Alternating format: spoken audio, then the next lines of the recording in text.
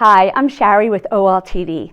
Our brains are amazing things, but they can only hold so much information. So they categorize it to make it easier for us to understand and remember. They start with what we see and hear, with objective information like what a video camera would pick up, like somebody else's behavior.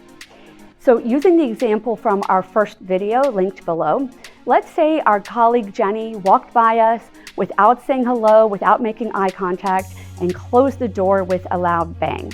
A video camera would record her not making eye contact. It would capture the sound of that loud bang. Our brains go even further than that. They interpret whether it was good or bad or right or wrong. So we make assumptions and we form opinions about that behavior, which a video camera doesn't do at all. Our feelings then flow directly out of our interpretations, and it happens really fast without us even being aware of it or questioning it. Our conclusions and how we feel about them seem to be as objective as the behavior that a video camera would pick up. And like we saw in the first video, conflict can happen when we speak to someone from a place of these assumptions and these feelings, and we say stuff like this. Why are you being so rude? Fine, be that way then. You're ruining everything. It's obvious you just don't care. Why are you being such a jerk? That kind of stuff is very likely to make other people defensive. And when we act from our assumptions and our feelings and our in the moment wants, like not really wanting to be around Jenny so we ignore her, we escalate the situation. So here's where this model gets really powerful. It helps raise our self-awareness and expand our choices. First, we need to get ourselves back to that original behavior. So we need to ask ourselves some questions. Why am I ignoring her and I don't want to work with her? Well, because I'm kind of hurt and mad. Why? Remember, she blew me off and she slammed the door in my face. Why do I think that? Well, she walked by me, she didn't make eye contact, she didn't say hi, she closed the door, it had a loud bang. Okay, now we're back to that behavior, the way a video camera would capture it. So now we can ask ourselves some deeper, new questions. First, what other interpretations might there be? Maybe she just heard some bad news and she didn't even see me standing there. Or maybe she was preoccupied with a call she needed to make, and the door closed with a bang because she was rushing. Did she even slam the door at all, which implies anger and intent? Or did it just close loudly because of the way she swung her hand back? Asking questions about our interpretations is likely to calm down our feelings. So if I imagine something else might be going on with her besides her blowing me off, I'll likely feel differently.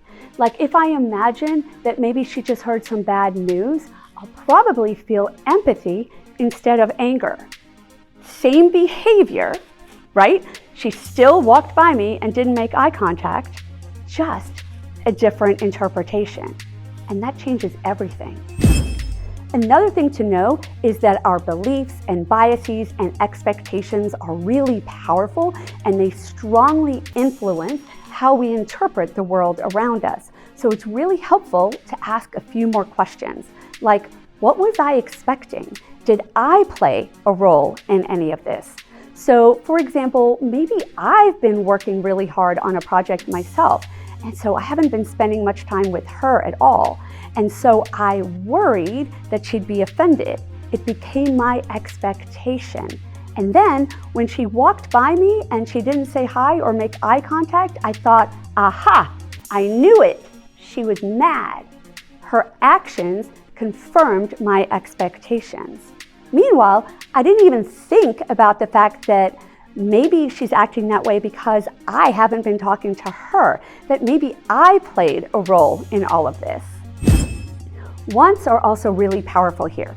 So instead of responding from what I want in the moment, like maybe ignoring her right back, ask, what do I want in the long term, big picture? So maybe I want to have a good working relationship with her, or maybe I want a workplace without conflict and bad feelings. Okay, so then ask, how would I be acting if that's what I wanted? Keeping our big picture wants in mind influences our actions. So maybe now I'll act to patch things up or to see if she's okay. The great thing about remembering our big picture wants and our long-term goals was that even if my first interpretation was right, even if she's mad, if I want a good working relationship with her, I'll still go talk to her. And that's going to go a long way to preventing conflict. Way better than me ignoring her would have. This moment, the moment before we say something that we regret or do something that we can't take back, this is the most powerful part of preventing conflict, because this is where our power lies. We get to decide how we act. We get to decide if we're going to bring our best selves to some of our most challenging moments. And it takes introspection and effort to think through each of these areas, and it's worth it because it gives us choices. And those choices give us the power to change outcomes and prevent conflict.